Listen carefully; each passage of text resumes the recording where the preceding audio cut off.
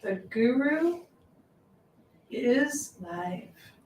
Good morning. Wow, we're in a cold snap here in the Northwest. I'm out here in the Columbia River Gorge, and we're down in the low 20s. We've got wind kicking up towards about 40 mile an hour this morning. We've got single digits going on this morning. Good morning. I hope you're having a great morning. Our topic this morning is, what is a natural spring, and why would you possibly care what a natural spring is? Well, this is Real Estate Daily with your guru, and we are here every day to build your business. Build your business bigger than it ever could be even imagined for you. So let's get on to building your business. And our topic today is, what is a natural spring? And just by the way, why would you care what a natural spring is? So your client comes up to you and they say, I want to take a look at this property.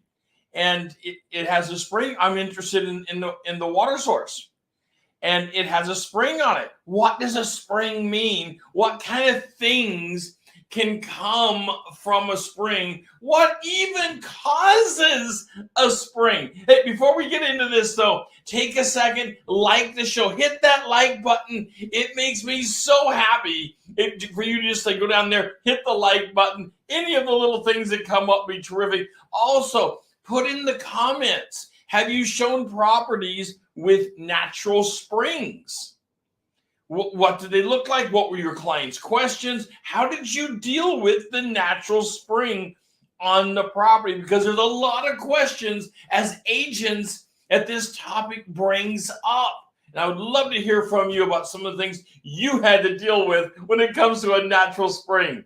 Also, go over to YouTube and remember to subscribe to the YouTube Guru channel. And the address is right down here below in the banner. You can click on that address in the banner and go over to the YouTube. And if you're not already there, and click on subscribe.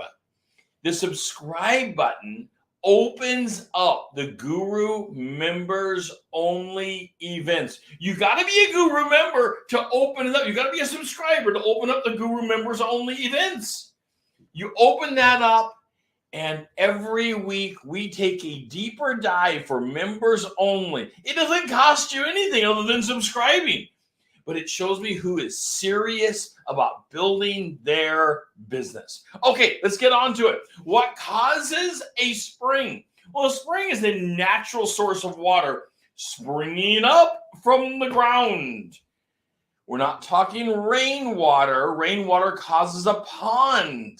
A spring is something springing up from the ground. It can at times even look like it's bubbling up. Now, a spring is not caused, we're talking a natural spring here. A spring is not caused by creek water. That would create a pond. That would create some other lake effect. But a spring is a natural body, a natural source of water springing up. And the spring itself can create a pond. All right, so we're getting past the definition of what is a spring. But why are we so concerned about springs? Well, let's talk rain. Why are we so concerned about rain and springs and ponds? Because it raises the water table. And all of a sudden the water table is up, which also can make it more possible for the spring to be enacted, but also can cause flooding for that property. And when your client asks about the spring, you need to start thinking about flood zones. Hold on a moment while I take a break and have a sip of coffee. I'm drinking some Black Rifle coffee this morning. You can find right down here in the banner. I believe we can put in the address or the name of the company, Black Rifle Coffee Company. You can see it right down there in the banner. Absolutely fantastic coffee. Let me tell you something neat about this. And they're not even a sponsor of the show yet, although I'm going after them. The Black Rifle Coffee Company supports our troops. And I love that about them. I'm a huge supporter of our troops, and I believe strongly in it. So they are a supporter of our troops, and please support them. I am drinking this morning, by the way, the Blackbeard, and I get the whole bean and grind it with a burr grinder. Okay, let's get back over to natural springs and the problem with natural springs. So the water table comes up, it's high. Now we have possible flooding problems depending on where this thing is at on the property. Also, we want to think, though, about hazards. We have hazard problems with natural springs. And by the way, it's not just for humans. It can be hazards for animals, our pets, our dogs, our horses. We have a donkey here in the Columbia River Gorge where my farm is. We have a donkey. We have goats, sheep. We have animals. And this can cause marshlands. So the water table comes up. It's spring fed, and the rain can add to that, creating this pond, marshy area, and animals and humans can get stuck in it, and it can be life-threatening. That can be a problem. That can be something that your client's going to want to know about when they ask, well, what about this spring? What's going on with it? Where are the springs found? Well, springs are found usually in a lower area of the property. Not always. You can have a spring because it's springing up, depending on what it is. I mean, if you got something like an artesian spring, you've really got something going on with some pure water happening. We'll talk about that here in a little bit. But it can happen anywhere on the property, but the spring is likely to pond in a low area. I mean, let's just think about it. None of us are professionals when it comes to springs. Well, certainly I'm not as your real estate guru, but it's likely to pond in a lower area of the property. Often that becomes a pasture area for our animals, a play area, or the way home properties get divided up. Your home may be built very close to these ponding areas. So you have to be aware. You will want to ask the current owner the history of this pond, the history of the spring. What's going on? When is it fully enacted? How does the rainwater interact with it? Is there a drain off point to this spring? So, for example, once the spring gets so large and it ponds up, is there a natural drain off point? Maybe it creates a small creek once it gets high enough and it drains itself. Where does it drain? You're going to want to know this. Your clients want to know. Remember, we're always talking KSAs, knowledge, skills, and abilities. Knowledge, skills, and abilities. This is one of the knowledge areas. You want to have some general knowledge. You may need to bring in a specialist about springs and ponds to talk about this, because it's important to understand something about it, at least to the point of bringing someone in to explain it further. It can be a hazard. It can be a life-threatening hazard. It can also be what we legally call an attractive nuisance, because it creates this pond. You know, water is very attractive. Lots of people want to have a home with a natural water source somewhere on it so they can have ducks or geese, waterfowl, or just for the aesthetic purposes of all the wildlife that are attracted around the water source. That's awesome. I love that. I wish so much I had a water source on my property out here in the Columbia River Gorge. My property, the few acres we have, does not have a natural water source, so we don't get to enjoy the waterfowl that would come around on it. We would love it. It's also a hazard, and when children and other people, even adults, learn of this that's in the area, it's what we refer to as an attractive nuisance. Let's break that down here just real quick. Attractive nuisance. it doesn't mean that it's really a nuisance. This is a legal term. It means that it is an attracting point that people want to come and visit and see. Even though they don't know much about it, they've heard of it. They've heard of this spring and pond and thing going on and the waterfowl maybe that happens around it, and it's a point of beauty. But you may need to protect it. You may need to fence around it. You definitely need to ask the last owner, what did they do about this attractive nuisance thing they got going on? You also want to call insurance. Insurance, remember, it's a hazard. It's a hazard for flooding. There's lots of hazards that go along with it. Remember the attractive nuisance thing? It's also a hazard for insurance purposes because it might flood your home. So if you're purchasing a home and it's higher than the pond, let's say it's 15 feet higher than the natural spring feeding a pond, 15 feet at the home portion, but the home has a basement. So the basement goes down another, 10 feet. Now we're getting close. The pond was 15 feet in elevation lower. Now your home, the basement goes down further.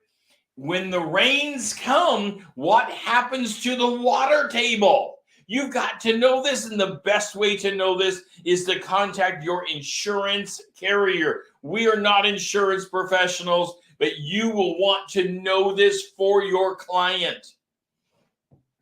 So when we learn this for our client, what is the deal with insurance? I mean, are they uninsurable? No, you're going to find that these things are insurable, but you're going to want to find out what the cost is, what the liability and protection plans for it are. Are you in a 100-year flood zone because of it? Which means a little more rare to ever have floods. Not none though. You're not in a zero flood area. So you want to know what kind of liability you are dealing with. All right, what do natural springs look like? When we've gotten this far into our conversation and we haven't even talked about, what do they actually look like? Pardon me while I sip my coffee this morning, slow down a little bit. Wow, it is something severe cold outside. With the wind chill going on in the gorge, we have single digits going on this morning. That is crazy. I will tell you, your real estate guru will be staying inside today, tomorrow, and the next day while it's cold. I'm not much for that kind of a bitter cold person. All right. So what do they look like? They often look like a small lake or a pond, but they can also look like a marshy area. So if you see a marshy area on the property, the question you have for the current owner is, what is creating this constant marsh? So you're in the middle of summer, you're busy looking for homes because it's a hot time of the year to look for homes, and it's a nice time to go and look for marshy areas. Because if you got a marshy area in the summertime, what does that look like in the wintertime? You're going to want to know for your client, and you will showcase your knowledge, skills, and abilities right in front of the client. The more often we can showcase your knowledge, skills, and abilities, and often knowledge is the ability to bring up the right questions. You want the right questions to be asked. You don't have the answers. I don't have the answers. But asking the right questions, your client will be thankful, and I promise you, they will remember it. And when you close on the deal and you're able to answer the right or ask the right questions, they will remember you and refer you as this wonderful agent that was able to help guide them through the myriad of problems of purchasing a home with a natural spring. So what do they look like? They look like a lot of things, but they can look just like a marshy area, which is common for a natural spring. It's simply a marshy area that remains wet often year round, but not all. They can be partial year springs. I have seen them. We went out and the people say, when the water table comes up and it starts raining again, this area here becomes marshy because the water table rises and we have a spring that hits the surface. Well, that's really close to the surface. So it probably doesn't have to raise a whole lot. That's important information. If it's marshy, though, in the summertime, so you're in the heat you're out there and it's 90 degrees and you've got a marshy area on the property, that seriously needs to be investigated because you've got marsh going on in the heat of the summer. Water tables have dropped. Typically, we're not getting so much rain at that point in time. It's hot. Water tables are down, and here you've got this marshy area. You need to showcase your knowledge by asking the right questions with your clients, to the agent on the other side, to the owners, to find out what's going on. Then you need to go and pull records through your insurance carrier. You need to have a good insurance person on your team. You can call up and say, hey, looking at the house at 123 Main Street. We went to the backyard and it's marshy back there. And it's August 15th and it's marshy. What do you show on your maps as an insurance carrier? What can you pull up for us? A good insurance carrier will help you with this. They will be able to pull information about insurability of that home. And that is critical information. Okay. Slowing down here just for a second. I got to take another sip of coffee. Hope you're enjoying your coffee this morning. Follow us on social media. We are all over social media. We're on LinkedIn. Follow us on LinkedIn. LinkedIn is such a wonderful source. I don't mention them very much on the show here, but LinkedIn is a terrific source. I dearly love it. You'll find us on there. Our show is live on LinkedIn. If you want to go see it, right on LinkedIn. We are simulcast over on LinkedIn. Terrific source. Love the fact that LinkedIn is focused at building your career as we are. Great partner in this. LinkedIn, absolutely wonderful. When I say partner, I mean that socialites. They're not a partner to the show necessarily, other than we have an account over there. Okay, YouTube, of course, you can follow us over there and become a Guru member by subscribing. Facebook, follow us on Facebook. Make a comment over in Facebook or any of these platforms. Twitter, we are live on Twitter every day. And for those of you that want to go to Twitch, which is largely a gaming platform from my understanding of Twitch, we are live on Twitch every day. But I went and looked at Twitch. I thought, wow, this is a very interesting platform. It's quite different. If you haven't been to twitch.com, go to take a look at Twitch. It's a fascinating platform. You will find our show over there live every day over on Twitch. Okay, let's jump back over here to, what do we do with a pond? And what about the water source? What if the water source for the home comes from the pond itself? Is that legal? Can that happen? Well, let me tell you, I've dealt with this on several occasions. Yes, you can have a legal water source coming from a natural spring. In fact, the natural spring can be a very clean source of water at times. Not always. It needs to be tested. But you can have a clean source of water coming from the spring. So you will have homes right here in the Northwest that have a source of water coming right from it. But are these homes, is the water source safe? And is it financeable? Those are the two questions. Well, you're only going to know that it's safe after having it tested. That's the only possible way you're going to know about the safety.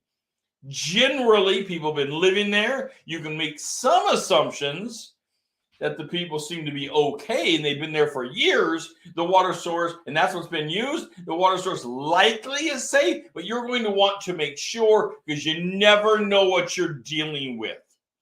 Is it financeable?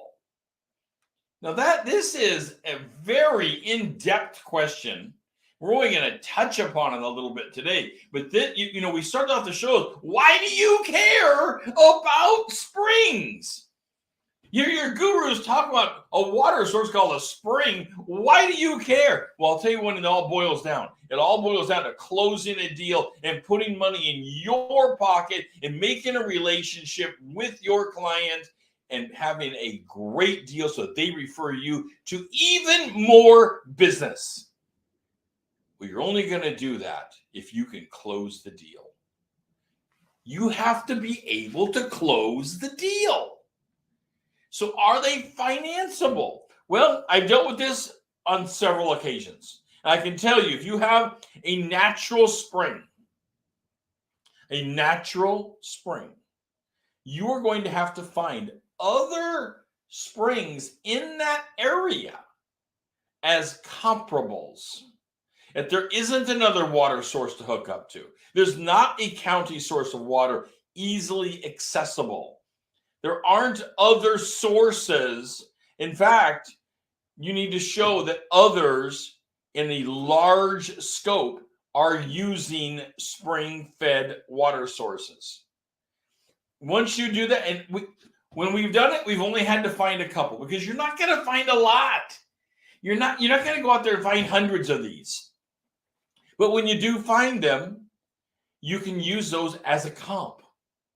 Show that to the lender, and we have been able to close deals that the water source for the home, going through the pump system, pumping right off of the spring, the surface waters of the spring, absolutely was financeable. That's amazing. That puts money in your pocket, and that puts skills and abilities and knowledge right in your pocket that you now know what to talk with your client about. You know the path, and the path is going to be talking to your lender and getting comps. You know your job is going to be significant because you've got to go and find other homes that have a water source of this type. The research can be tough because you're going to be looking into the notes. A lot of the descriptions of the properties that are out there that sold don't include what kind of water source. So you're going to have to spend some time digging deeper into the MLS, deeper into the notes. You probably will have to go to other sources like a title company that can dig deeper into the resources of that property to find out what is the water source. You're looking for comps, comparables that also used a spring water source. All right, here's the simple truth. Humans have used spring water for hundreds of years, probably thousands of years. This is nothing new. This is not a new concept. This isn't something new, that we're suddenly coming up with, let's go ahead and use this as a water. No, this is nothing new. The new part is are the lenders going to allow it? It's similar to the problem of a heat source that we were talking about just the other day, that can you use wood only, a fireplace, as a heat source? Lenders aren't allowing it. You can't only have a fireplace. You have to have something else as a sustainable heat source. Well, water, though, is different, where they are still allowing it, but there's some hoops that you have to jump through to make it financeable. And this is where you showcase to your client your knowledge and your ability to ask the right questions. I love that when I can showcase to my client, I don't have the answer, but I have the right questions. They will know it. They're noticing, they're paying attention as to who is helping them through this complicated process when they didn't even know the question to ask. You know, that is respectable. Sometimes we are simply out there looking for who has the correct question to ask in the process. I want you to build your business bigger than ever before by having the correct questions to ask, sometimes the correct answers. You'll be able to point them in the correct direction. But you need more leads to become more clients. If you are stuck right now with not enough business, you want to build your business bigger than ever before, we are here to help you do exactly that. You can go and take a look at our programs. The link is right down here in the banner at the Kickstarter programs, where we have a course for you to go through that is on point for the skills needed today. And let me give you a secret. For those that are serious about building your business, we have one-on-one coaching programs that build your business directly. That is our goal as a business, is building your business bigger than you could have ever imagined it to be, more sustainable, a valuable business that's sustainable for you. It's honorable. You're honoring your family, your children, and you are making this career the choice that you wanted it to be, and you're making it a for real, full-time career that is sustainable. This is Real Estate Daily. I'm your real estate guru, and I'll be talking to you very shortly. But tomorrow, don't forget to sign up on YouTube, subscribe for the Guru Members Only, where we are taking your business even deeper with the members only events. See you tomorrow.